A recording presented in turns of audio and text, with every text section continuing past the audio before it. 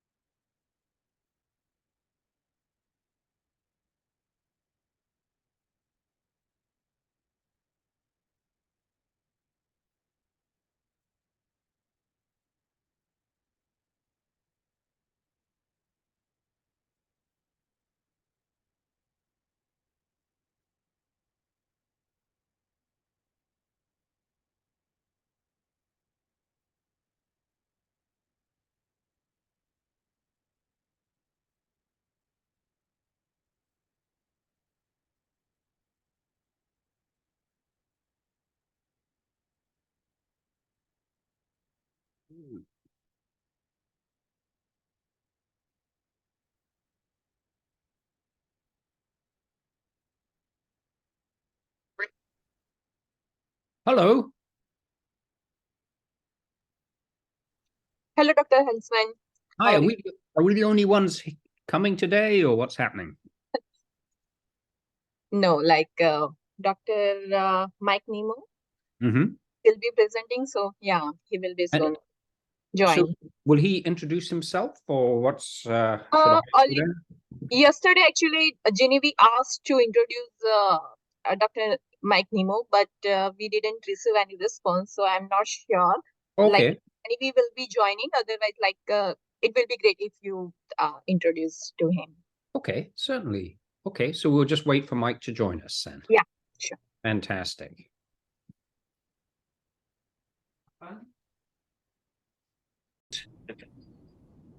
The Uh, site's occupied. Oh, hello.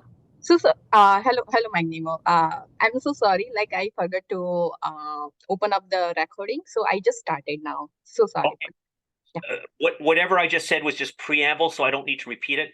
But I'd like to start off by recognizing that the sites occupied by VGH and campus of UBC are located on the traditional, ancestral, and unceded territories of Coast Salish Nation, including the territories of the Squamish, Tsleil-Waututh, and Musqueam nations. Those of you that attended the last talk will understand that the methods used at our current at VGH currently include traditional indirect immunofluorescence, and I reproduced this slide here simply to remind you of the techniques that we use. So indirect immunofluorescence done on tissue sections, and we provide results in titers. ELISA or ELIA, which is Nick Sunderland mentioned briefly, the FADIA system that we use here at VGH. It's used in the interior, and it's also used at Royal Columbian Hospital. Is a system that we're currently using for doing both specifics and screening, as well as finally the multiplex, which is the most recent technology where you can test for a variety of antibodies or antigens, antibodies to antigens at the same time by using essentially what is a modified or a flow cytometer. Okay. So again, I think I saw one or two clinicians, maybe Joel Auger. This is a patient who has a systemic autoimmune rheumatic disease. Those of you that have gone through medical school will recognize this characteristic malar rash. A biopsy, not from the malar rash, but from elsewhere, shows this classic picture for the dermatopathologists that are out there of lupus erythematosus. And why I show that is lupus erythematosus and systemic or SLE is the classic autoimmune disease, systemic autoimmune disease, and probably the most common of the autoimmune diseases. And anti-nuclear antibodies are a key part of diagnosing these diseases. What are ANA? They literally are autoantibodies that target nuclear antigens or antigens that are present in the nucleus. And the indication for testing, really, there are only two recognized indications for testing for ANA. And that's if you suspect your patient having systemic autoimmune rheumatic diseases, previously called connective tissue diseases, or autoimmune hepatitis. And it's important to remember that autoimmune hepatitis also is characterized by the presence of ANA. That being said, ANA are used indiscriminately in many situations on the idea that somehow it's a screen for an autoimmune disease. What I will show is that, in fact, anti-nuclear antibodies can be positive in a variety of diseases, both immune and non-immune, and it doesn't really help unless you have the characteristic features for a systemic autoimmune rheumatic disease or autoimmune hepatitis. ANA are actually about 95% of patients are found to have ANA. So lupus patients, it's essentially a very good diagnostic tool. If you test a patient with features of lupus, then the sensitivity is about 95%. Very importantly, ANA, and when I say ANA, I mean the screen itself is not used to monitor a patient with connective tissue disease. Specific autoantibodies that I'll discuss shortly are used to monitor or to assess for the presence of potential complications of the autoimmune diseases. So here is my great ability to draw, and this is my representation of a cell membrane, and within the cell, obviously, there's the mitochondria and there's nucleus, and within the nucleus, the antigens that are of interest to patients dealing with these diseases are double-strand DNA, the so-called extractable nuclear antigens, which include 6, SSA, SSB, SCL70, Smith, RMP, Jo1. That's classically called the ENA6, and I'll discuss that. In addition, there's centromere, histone, and many others. There's hundreds of antigens present in the nucleus, and only a few of them have been recognized to have clinical utility. Rheumatic diseases associated with a positive ANA, as I said, lupus greater than 95%, anywhere from 95 to 100% should have an ANA at the time of diagnosis. Scleroderma, 60 to 80%, Sjogren's syndrome, 40 to 70, polymyositis, dermatomyositis, big range, 30 to 80. Even in rheumatoid arthritis, an ANA is not actually used to diagnose or in part of the workup for rheumatoid arthritis unless you're having difficulty distinguishing between rheumatoid arthritis and lupus or other similar type disease. The range of this sensitivity is based on part of the problems that are seen with autoantibody testing, where the autoantibody testing used throughout the world historically has been all over the place.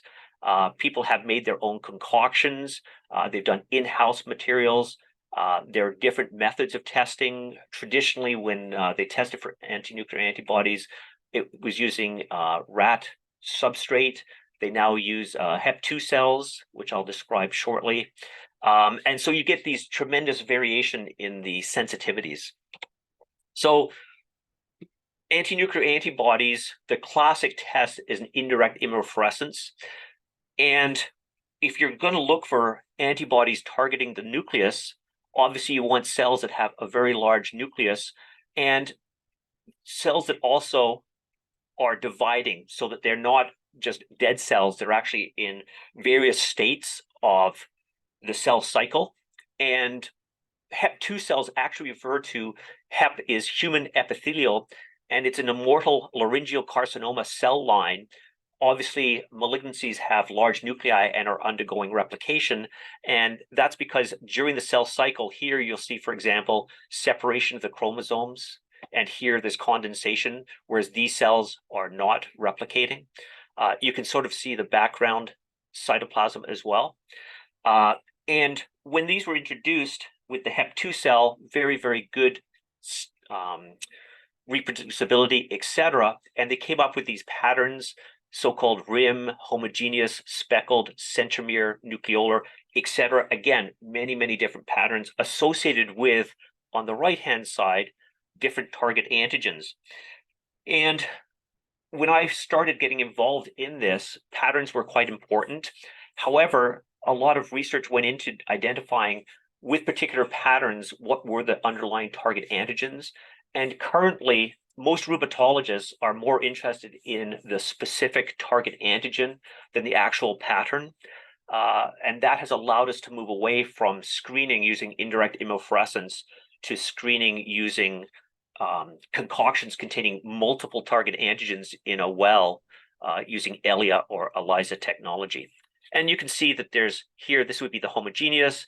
Here, there's a mixed pattern with speckled in the background and nucleolar dot, etc. So what is the limitation of ANA testing, or the limitations? Very poor specificity. It's positive in many other diseases. And unfortunately, it's one of those tests. There's a guideline that the doctors of BC have produced. I think it's about 15 or 20 years old now, maybe even older.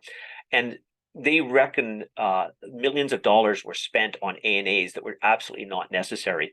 And I think it's because you have patients or physicians who are concerned that the patient may have a systemic autoimmune disease, but really don't have the stigmata of it, but will order an ANA hoping that it'll come back negative. And the problem with that is you can have a positive ANA in normal individuals. So 20% of normal individuals will have an ANA greater than 1 in 40, 5% will have an ANA titer greater than 1 in 180.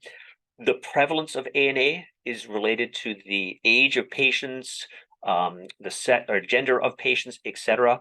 And it's not useful as a random screen.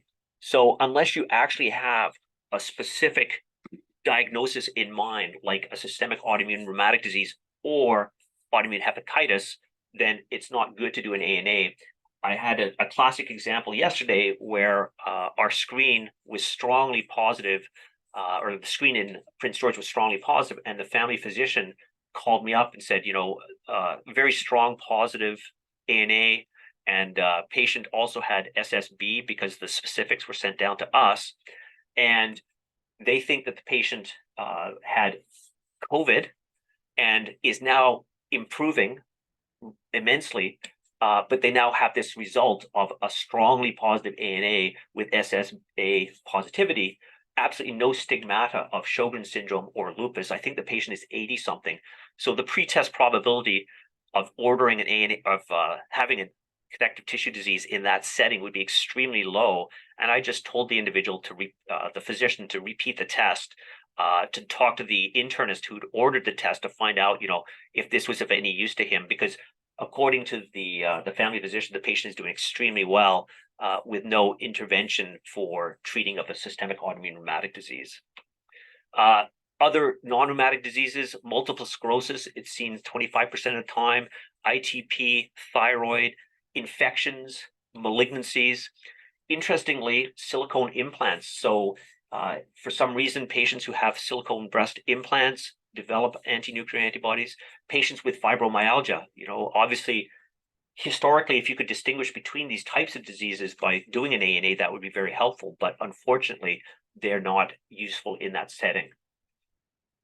Other types, now going into the specific anti-nuclear antibodies that may be present, anti-double-strand DNA. And in this sense, the target is the double-strand DNA. Single-stranded DNA is not clinically relevant. So antibodies that target single-strand DNA is not clinically relevant. Why would you test for anti-double-strand DNA antibodies? Well, it would support the diagnosis of lupus. And as I said, this is one of those tests where you actually do, and rheumatologists will do this on a regular basis, where they will order double-strand DNA probably about 4 times a year, so every 3 months, because increase in the level of double-strand DNA may precede a flare of lupus. That being said, it's not as useful for predicting a flare as it is for the diagnosis, so it's more likely to be positive in a patient with lupus. You may not see an increase prior to a flare in lupus. Again, it's also associated with lupus nephritis. However, presence of double-strand DNA antibodies won't establish active lupus or lupus nephritis. You have to confirm in the context of these clinical features. Turning next to the extractable nuclear antigens, which I mentioned briefly. The classic ENA6, well, what are extractable nuclear antigens? They're antigens present in nucleus. Some of them are actually in the cytosol. They move back and forth, are extracted using saline, and they are targeted by various antibodies seen in systemic autoimmune rheumatic diseases. The Smith antigen, I don't know, does anyone want to predict or to identify why it's called Smith? It's either because of the individual who identified it or a patient that has it. Any ideas? Try and get some involvement here. No one's willing. It's actually due to, or it's named after a patient who was identified as having this Smith antigen. RNP antigen, SSA antigen, SSB antigen, SCL70, JO1. Those are the classic 6. Smith is seen in lupus patients, RNP in mixed connective tissue disease, SSA, SSB, Sjogren's syndrome. These used to be called Rowan law, but it's a lot easier to remember now because SS for Sjogren's syndrome, SCL70, scleroderma. JO1 is a synthetase, and it's seen in about 40% of patients with polymyositis. The other 2 at the bottom I've added because technically they are in the nucleus, and we test for them here at VGH using our multiplex system. And histone antigen is identified in patients with drug-induced lupus, and centromere is for the limited form of scleroderma, the CREST syndrome. You know, calcinosis, Raynaud's, esophageal dysmotility, scleroderma, and telangiectasia. So why would you order the ENA? Again, specific target ENA helps to subclassify. So if you have a Smith, strongly positive double-strand DNA, SSA, that would support your diagnosis of a lupus patient. And in addition here, anti-SSA is very important to test for because in pregnant women who have SSA antibodies, there is a small but identified risk of the child developing of a fetus developing congenital heart block. Okay, so if you have a patient with known systemic autoimmune rheumatic disease, you would want to test for SSA if they were intending on becoming pregnant. There is a recommendation made by the American College of Rheumatology that don't test for the anti-nuclear antibody subserologies. So that would be the double-strand DNA, ENA6, centromere, histone, unless you have a positive anti-nuclear antibody screen and a clinical suspicion of immune-mediated disease. And so that's going to be my introduction into the practical aspect, which I think hopefully most people are interested in here. So within British Columbia, as you are aware, outpatient versus inpatient is important regarding where testing is performed and how testing is paid for. In the outpatient setting, the testing will go to, with limited exceptions, life labs. If it's in the bloodletting stations adjacent to the hospitals, they will get tested at hospital. So I can tell you what happens at VGH. If a clinician orders an ANA, or if they order a double-strand DNA, an ENA6, whatever they may order, we will automatically do our ENA or our ANA screen.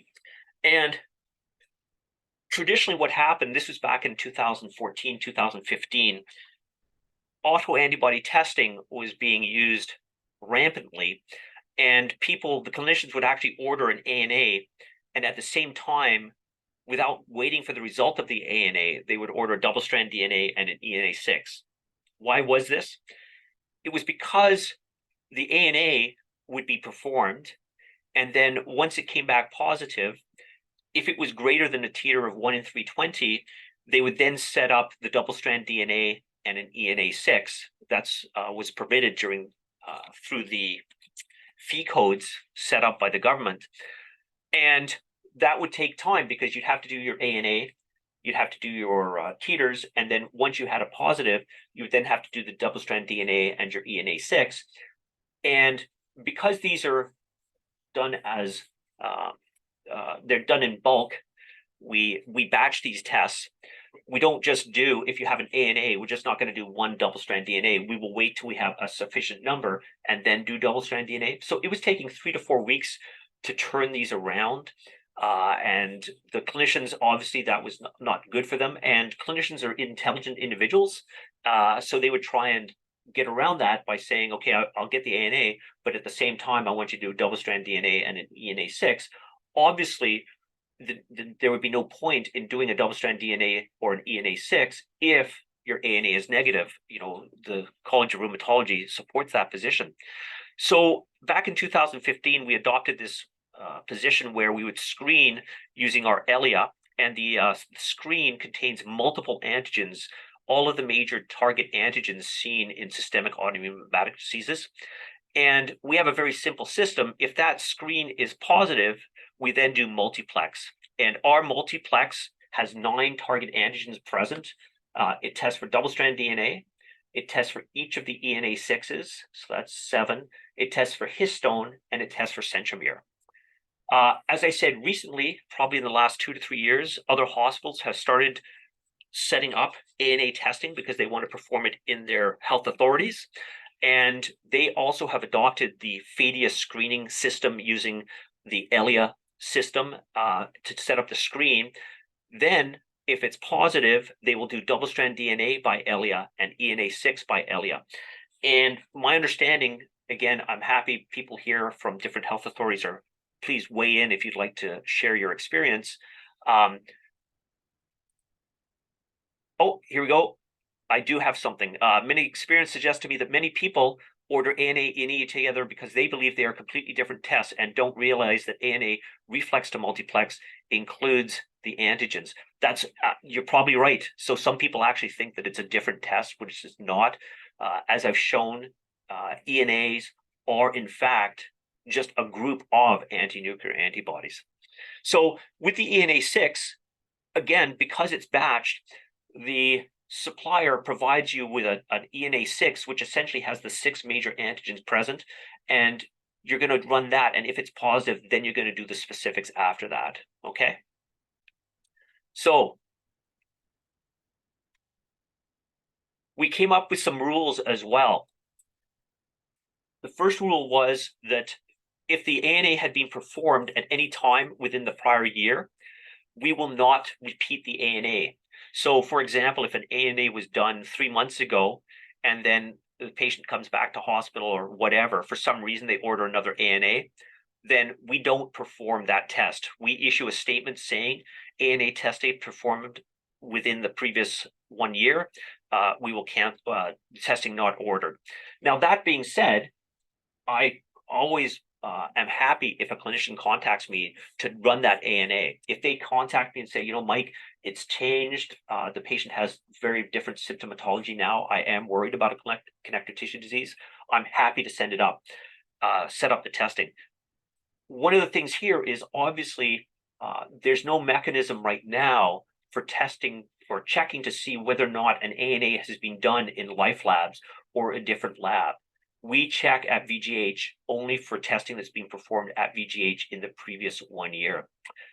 One note that I would say, which seems reasonable to me, is the clinicians are okay with that, but they said, well, could you at least report the result that was previously resulted? And again, that would make sense to me, but apparently administratively, that's quite difficult. We won't perform an ENA if the ANA screen is negative, according to the American College of Rheumatology guidelines. Again, I will perform them if the clinician contacts me. The different tests do have different sensitivities.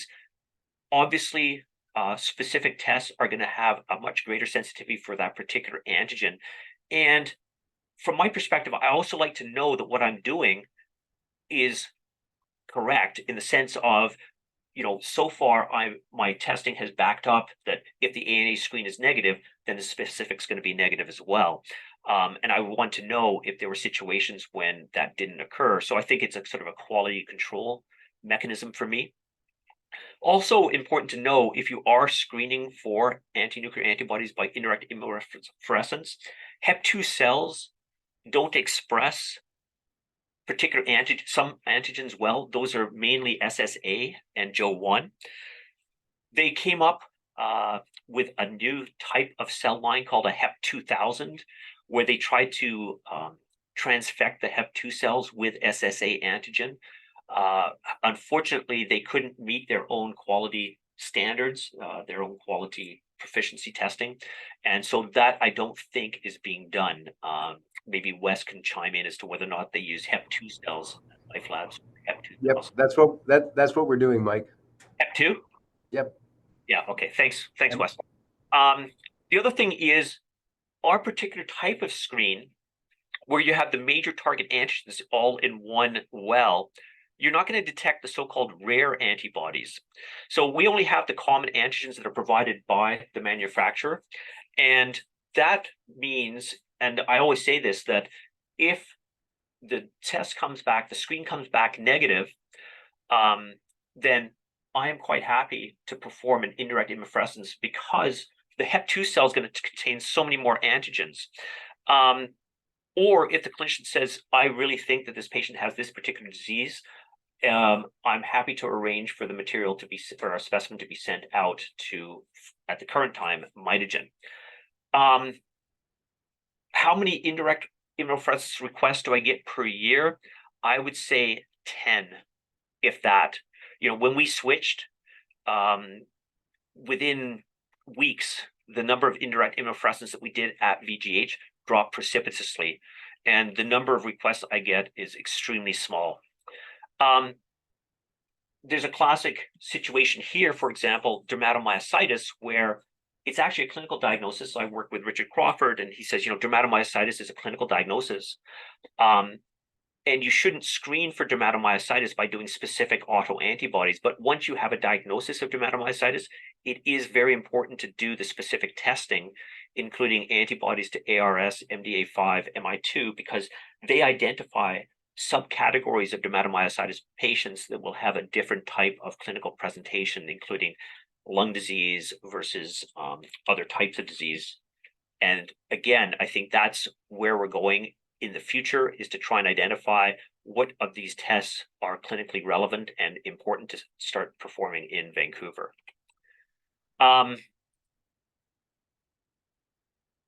The other one is I do allow direct ordering of antihistone because typically it's for drug-induced lupus, and we receive we're the only center in British Columbia that does antihistone. So typically the screen has already been done and it's being passed on to us. So we will just automatically do the antihistone. Another issue right now is anti-double-strand DNA, where you test for it using Crithidia lucilii. So testing for anti-double-strand DNA, there are various methods. The gold standard is the FAR assay, and the FAR assay is a radioimmunoassay that no one performs anymore because it is a radioimmunoassay. You know, the lab has got away from doing radioimmunoassays because of the danger associated with them. So of the remaining test methods, you know, we test here at VGH by multiplex. You can test by ELIA. You can test by ELISA. ELISA and ELIA maybe as well, I'm not sure because we don't use that one here, is extremely sensitive. And so therefore you have positive results where it may not be related to lupus. And some of the rheumatologists have contacted me and asked for an anti-double-strand DNA by Crithidia, which is a flagellated organism that has a large kinetoplast and has a lot of double-strand DNA that can be seen on indirect immunofluorescence. So Crithidia lucilii, if someone says, what's a Crithidia slide? It's the parasite Crithidia, and you look for the presence of immunofluorescence, and that would indicate that there's anti-double-strand DNA antibodies present. So it used to be performed at Children's Hospital, and the volume is low. And as I will say shortly, part of the issue with the change in methods that is being adopted is the expertise in looking at indirect immunofluorescence will be decreasing. And I'll get back to this shortly. So now, just talking to the outpatients, and again, I've got Wes on the line, so maybe he can chime in here. My understanding is that if a clinician orders ANA or double-strand DNA or an ENA6, at Life Labs, they are currently screening by indirect immunofluorescence on HEP2 cells, and if positive, they then go directly to multiplex. Is that correct, Wes? Yeah, there is, excuse me, there's a little subtlety to that. If it's positive at a titer of 1 to 320, we will reflex the test to an ENA and a double-stranded DNA. If it's Okay. 1 to 80 or 1 to 160, we will only do the ENA if it has been specifically ordered. Yeah. And the reason Wes is talking about the 1 in 320 or greater is because it relates to the P codes. And traditionally, rheumatologists feel that an ANA titer of 1 in 320 or greater is clinically relevant. That being said, it sort of depends on your patient population. When I first started here back in a long time ago, we used to screen at a titer of 1 in 40. And the population at Vancouver General Hospital is very thick population. You know, it's not surprising that they would have positive ANA, not related to systemic autoimmune rheumatic disease. So we changed the screening dilution to 1 in 80. I would suggest that if you're for children, it would probably be better to screen at a 1 in 40 because obviously kind of diseases are less common in children. And if you suspect it, it would be important to make sure that you pick it up. And again, Wes, any update on whether or not you're going to switch out of doing indirect immunofluorescence, or is that being decided yet? That hasn't been decided yet, but we have real manpower issues because whenever we get a positive ANA, we have to do dilutions, and we're doing something like 250 ANAs per day with a positivity rate about, yeah, I know, it's pretty funny. And the positivity rate usually around 20%, but that varies depending upon the reagents that the manufacturer supplies us with. And recently we have a more sensitive assay, a more sensitive reagent, and that just multiplies the amount of work because of the additional dilutions that have to be done. Yeah. So anyway, I think we're going to try to figure that out sometime within the next 6 months to a year. Okay. And, I've had discussions with Wes about this before. Indirect immunofluorescence, it's a great test, but it's subjective and it's very labor intensive. And if you're doing 250 tests a day and you're getting positive results in 20 to 30% of those, you're going to have to teeter those. I know that they have at Life Labs, they have what's called an automatic reader where they put the slides under or in a machine that was actually recognize the most common patterns, but even that you still have to have a technologist to review it and confirm that the pattern is correctly identified, or if there's a less common pattern, etc., as well as doing the dilutions. One thing is, so again, just issues. I've just talked about this already. The indirect immunofluorescence is labor intensive, so that's why we screen using ELIA.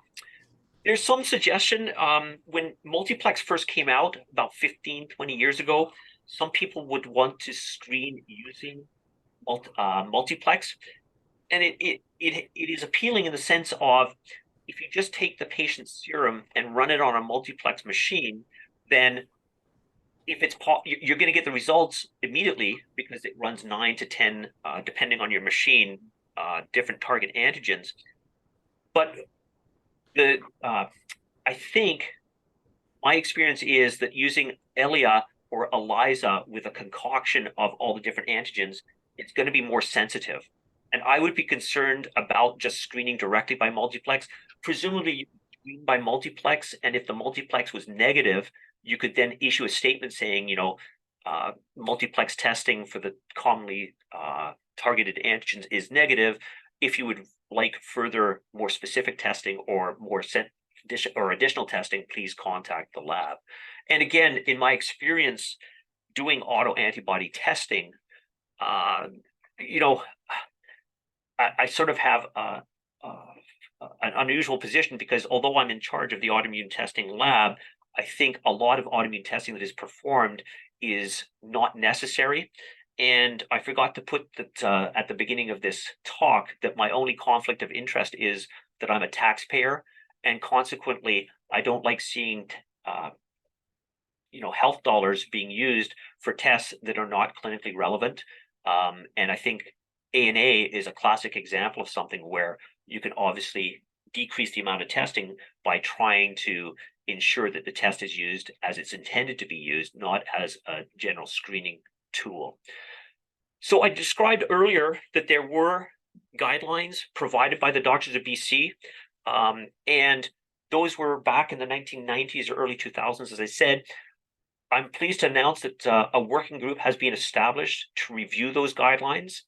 And this is a great opportunity for the lab physicians throughout the province. If you have any thoughts regarding this, please let me know. Please send your thoughts to me. I'm happy to bring them through to the group. I think issues that I've identified for myself, and I'm not sure if you've dealt with these issues directly in Fraser or in the interior, Nick, but I think if you have a known patient with lupus, then you should be able to order double-strand DNA. I'm not sure that doing a screen first and then the double-strand DNA would be necessary. I think the issue there is, what do you do in a patient? How do you know that the patient has lupus, right? Presumably you would rely on the clinician to say this is a patient with known lupus. SSA, again, this is something that the obstetricians have requested, that SSA should be orderable directly. I think they get a little nervous if they don't see an SSA result specifically, may go to that comment that if they don't know what ANA and ENA are, they just want an SSA result. And I think, again, it should be relatively easy to do SSA directly in a patient known to be have lupus or other systemic autoimmune rheumatic disease, and just do a run of SSAs, and that'll allow them to have a better understanding of the SSA status. Storage of specimens. One of the issues that I think Life Labs faces, and I'm not sure about other hospitals, is space is always at a premium. And sometimes if it's a low positive ANA, so it doesn't actually meet the criteria, let's say, let's use Wes's example of someone that's a titer of 1 in 180, and they haven't ordered double-strand DNA, they haven't ordered the ENA, they only have a certain amount of room to store specimens, and after a certain number of days, those specimens are discarded. So that, I think, could cause problems for the rheumatologists, where they are referred, the patient is referred to them, and they would actually like to know the specifics, and the patient will then have to have blood drawn again. So if anyone online has any suggestions about what would be a useful thing to include in the guidelines, and it's on ANA and related testing, so that's going to be ENA and the double-strand DNA, please feel free to chime in, send me an email, and let me know what your thoughts are. Low volume antibody testing for these systemic autoimmune rheumatic diseases, autoimmune hepatitis. Currently, they are sent to mitogen. Sorry, Calgary spelled incorrectly there. And up until recently, this was not a problem for us. We didn't get charged. We never saw a bill. And so we would just say, okay, fine, send it to mitogen. Unfortunately, there was no control on the costs, and the government started to look into out-of-province testing, not just mitogen, but as a whole, and decided that there was way too much money being spent on unnecessary tests, and no longer approves out-of-province testing. So at Vancouver General Hospital, and I'm assuming it's the same for other hospitals, they will send their specimens to mitogen, but they have to pay for it themselves, and that includes outpatients as well. So I'm not sure what's done at other hospitals, but here, if a physician requests specific testing, and I'm talking about, let's say anti-RNA polymerase or the dermatomyositis antibodies, then the lab here would have to pick up the cost. So there is a move through the PMLS coordinating this, and several people online I know are part of this working group to establish testing within British Columbia. And these should be low volume tests. The testing, for example, RNA polymerase for these diseases or the specific dermatomyositis, it should only be done in patients who have the disease. And once done, they don't need to be repeated. The patient will have their diagnosis. They will know whether or not they're positive for these particular antibodies, and that's it. There's no rule that I'm aware of currently for repeat testing of these. They're not going to predict a flare. They're not going to monitor disease activity, etc. And again, they shouldn't be part of a screen. These should only be ordered where there's a specific disease entity that's being contemplated. The classic example would be, for example, the synthetase syndrome. And synthetase syndrome is the association of an autoimmune rheumatic disease with changes in the lungs, mechanics, hands, etc. And the synthetases are a group of antigens. The most common antigen is Jo1, and that's why Jo1 is tested for. But that's only positive about 40% of patients with polymyositis, and there are other synthetases that can be targeted, but it's much lower incidence. So from that perspective, I think, yes, it would be helpful if they say this patient has the synthetase syndrome. We're fairly confident they do, and we would like to know. Then you can add, by providing the specific target antigens or antibodies, as opposed to just the Jo1, and the Jo1's negative, it doesn't really help them. So I think there is a role for this. It's something that the government supports, and certainly historically, I know that the rheumatologists and other clinicians would like to see some of these low volume tests being established here in British Columbia. Any questions on ANA and the related testing? Comments? It's a very quiet group.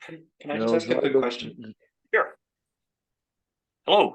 Sorry, someone else spoke. I don't want to take the floor if unnecessary, but I was just wondering that, I also kind of sometimes get annoyed when there's tests that are ordered that are unnecessary. But what happens with a family doc who, or you might not necessarily know the answer to this, but like someone who uses the ANA as a screening test and it comes back positive. So what happens after that? Does the family doc just take like a more thorough history, or do they refer to hematology or to rheumatology? Do they order additional tests? Like what's the follow-up? That's an excellent question, and it probably depends on the family physician. I can tell you anecdotally that most will, if the ANA is positive, they will then refer to a rheumatologist. It's sort of their, I don't know what's going on with this patient. They got a positive ANA. That allows me to refer to a rheumatologist. And that being said, it's a difficult situation for them. However, if the ANA is strong enough, then we would automatically reflex, and this would happen at Life Labs too. If it was a titer of 1 in 320 or greater, then they're going to reflex, and they would have the double-strand DNA and the extractable nuclear antigens. In ours, if they are above the cutoff value that we set here at VGH, then again, we would automatically do the multiplex, so those results would be available. But you will hear anecdotally that the patient is told that they have a positive ANA. They go on the internet and then they find out that they think that they have lupus, and then they were seen by a rheumatologist later, and it turns out that in fact what they have is lower back pain, and there was no indication for the test in the first place. So we did, one of the methods of trying to control costs is, or sorry, not control costs, but to limit testing would be to try and limit who can order the test. And that's very difficult because, of course, when specimens come in, who's going to check the ordering physician to see whether or not that particular test is orderable by that particular physician. So some people would like to see that ANA are limited to certain types of specialties. That wouldn't work in the community, remote communities, etc. We do. And I'm not sure if this is still the case. Maybe someone knows better than I do. For example, CCP. Technically, you're supposed to do a rheumatoid factor and rather than a CCP. And CCP, I believe, is supposed to be limited to rheumatologists. I can tell you here at VGH, we don't check. If we get an order of a CCP, we don't check to see who the physician is. And, oh, that's a family physician, we're not going to do it. I believe how it works is if we do it and the government, the MSP, are able to check that it's a family physician that ordered the test, then we don't get paid and we just eat that cost. So, but I'm not sure if that's been resolved. It was when CCP was first introduced, it was supposed to be limited to rheumatologists. I don't know if that's changed. Maybe someone knows online. But again, it just, the labor required to check the names of the physicians and whether or not they're family physicians or a specialist that is allowed to order the test. I think it was just, it's just easier to do the test. So CCP is what, $25 or something like that. So it's a lot easier. And someone else had a comment? Yeah, zoology. Hello? Zoology. Do I don't have sound? Oh, yeah, I can hear you sort of. Okay. Yeah. As you know, I had a very small lab, and I was doing very few testing, the acetylcholine receptor antibody. And Yeah. the Oh, it's Joel. Hey, Joel. the difficulty I found is to know where does the quality control start and where does it finish. By this, I mean, should quality control be done by the lab who sells you some reagents? Should it be done in a level, or should it be done at the lab level? And should you know exactly what is the result of your quality control versus a bank of proven, validated samples distributed by colleagues, for example?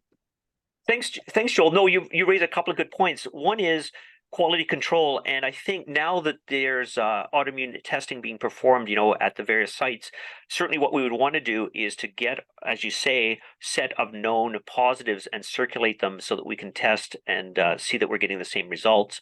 The other thing is there's external proficiency, so there's CAP that comes out for anti-nuclear antibodies, extendable nuclear antibodies. But in fact, I think you also raise a good point, the quality, because to me, if you're checking to see, well, do you get this positive antibody on this particular test, that's great. But I think the actual gold standard is the clinical, does the patient actually have the disease that is associated with that antibody? And one of the tests we did when we were looking at ANCAs was to see whether or not they actually had a small vessel vasculitis. And, because it's what that patient has, like the clinical diagnosis that the patient has, you can have antibodies and not have the disease that's associated with that particular antibody. So it may be that for some reason that individual's making the antibodies, but for some reason they're not having the disease. Again, I think there is definitely currently quality proficiency testing, both external and internal, that we do. And certainly there is ANA, like this is the high volume tests, and those high volume tests, it's definitely you have to be part of an external proficiency testing system, and we are, and I'm sure the various other sites are as well. I mean, having done it personally by, writing to every physician who had sent a sample about a patient, asking for the clinical information specifically, I was surprised to see how, I hate to say something bad, but how the cognitive level of quality control among the physicians in general is low. By this, I mean, they don't understand that you want the criteria to be fulfilled. And which criteria is it? And then we ended up with acetylcholine receptor antibody measurement to say the presence of antibody is better than the clinical diagnosis. Really? Because those patients are patients who will develop the disease or have developed the disease and are in remission. And when you use, this is the reason to make the quality control better in every test, is that, for example, if you were looking at ELISA compared to radioimmunoprecipitation assay, every province every lab understands that radioimmunoprecipitation assay is 100% sensitive. Yeah, it's that simple.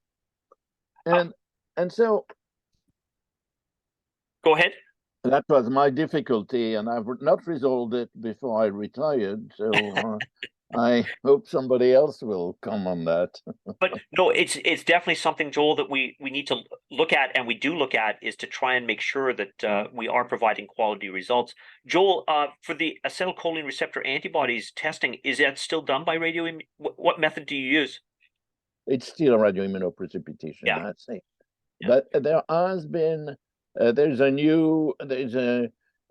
immunofluorescence assays based on aggregated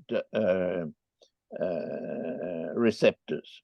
And this one may be a little bit, it's certainly more sensitive than the ELISA, which is used in so many labs and misses 20% of the patients, you know? Yep. But it's not, it's almost perfect, but not. No, Nothing is perfect in life. Any other comments? I saw there's a comment about one thing following up on what Joel says, you know, trying to create what do you call it? Checklist for the clinician, you know, in order to order this test, does the patient have this, and this? And unfortunately, I think the problem with that is the clinicians may well just check off the boxes or say, yeah, this is my thought. You know, this comes up in various disease entities where they're not really ordering it, other than it's on a list of tests that they can order, and they're sort of casting a broad net and hoping that something will come back positive, and then work backwards from that positivity and hopefully identify what the disease is. So Right. that's one of the proposals, was to sort of have a checklist or a sort of an outline of, does your patient have this, and this? Again, very difficult to monitor that. Let me suggest that there is a level of communication that cannot go through pre-printed requisitions. Yep. And which needs communication between two competent individuals. And that is so difficult to obtain in both directions. I've been in both batches, but on both sides. It's the key for it. Yeah. No, I know, Joel. And in my experience, again, you know, having changed from screening using indirect immunofluorescence, both ANCA and ANA, one thing that I have found that will control costs or control ordering is requiring a clinician to call me. And for example, right now we've got this, we do EPO levels that we took over from the cancer agency. Mm-hmm. And we report it as greater than or up to greater than 140 or something like that. And the clinician has to call me if they want it teetered greater than that. And it was interesting because the clinician was calling it and said, oh, you know, yes, we would like it teetered. And is there an easy way for you? You know, we don't want to have to call you. And I'm going, I have no problem whatsoever with being called. And they were couching in the terms of it was going to be a favor to me that they weren't going to have to call me. But to me, it seemed more like a favor to them that they wouldn't have to actually call and have to request the teeter. You know, and to me, it's like, yeah, in lab testing, it's when the clinician is sitting there and they're busy. I feel for clinicians because they are busy. And if they have to call, then all of a sudden that test is, well, you know, I don't really need it. It's it is a hurdle that they have to cross or jump over in order to order the test. And I think that does tend to limit the testing. Jake, did you have some comment? I don't know. Oh, no, sorry, you're muted. There was someone else that made a comment. So I think at the beginning of this, Dr. Huntsman said, is this part 2 of a trilogy? And I was actually going to finish off with ANCA and antiphospholipid antibody syndrome, but I see it's already 5-1. So I guess it is going to turn into a trilogy. And they basically, just so people here know, I'm used as filler. So if someone cancels, then I'm available at the last minute to deliver this. So thanks everyone for joining. Are there any more questions? I see Tyler. Tyler, while you're there, I have to teach at UBC this afternoon. Can you cover ANCA? Excellent, excellent. Mike, can you hear me? Yes, I can, Cedric. Okay, fine. So look, terrific job. The epitome of sort of clinical laboratory interaction. One minor question. I hope it's not embarrassing. Are you training a successor because you've got encyclopedic knowledge? What are you saying, Cedric? How old am No, I? no. Look, I got you started on this, but I'm not sure where you're going to finish. Yeah, no, very good point. And I think you did see Tyler Smith. No, we do have young hematopathologists. One of the things about autoimmune testing is it's in some institutions it's hemopath, in other institutions it's medical biochemists. Various people have fingers in it. So I anticipate that we will have a transition in place over the next 6 months when I retire. No, just kidding. I Actually, want to answer. sleep I easy. want to answer Cedric's question. Obviously, as you all know, I've found a successor. The difficulty that this person had in dealing with pathologists in general has been horrendous. And I don't know how to solve that. That's not me to solve, in fact. I guess it's the authorities that be to welcome communication, to understand that people have different personalities and that nobody will deal with you like I did. Yeah, exactly. And so you have to admit that people are different. And you have to admit that not doing radioimmunoassay in the whole domain of pathology is a fundamental mistake. It is. There is so many tests which are so simple. The robustness of the radioimmunoprecipitation assay is extraordinary. There's nothing. No, and it's a good point, Joel, but I don't know. Wes, do you guys do any radioimmunoassays at Life Labs? No radioactivity here. No. And but you see, the university has all the equipment to support you in doing it safely. Now, boy, who discuss between pathology and university?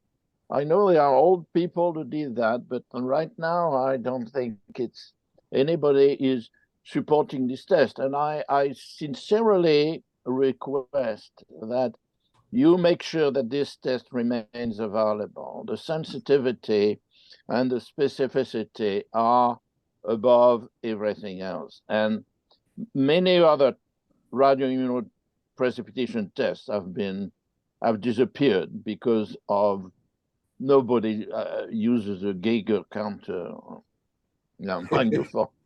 For iodide, it wouldn't be very useful, but that's just. The university has all the technique to do it, and it's not expensive. Okay. David, I'm not sure. Yeah, we're finished, so it will become the trilogy. Fantastic, or it would be like the Rolling Stones never-ending tour or something. You can call me Hackney Diamond. Thank you so much. So as Genevieve noted, we've had to cancel next Friday's rounds, but we'll look forward to communicating you about the net one after that. So thanks, Michael, and look forward to seeing you all again. And Dr. Ogier, thanks so much for participating. It's so wonderful to have the clinical perspective brought into these presentations. Thank you, David. Okay. Have a great afternoon, everyone, and enjoy the weekend. I think it's supposed to be. And hello to Cedric.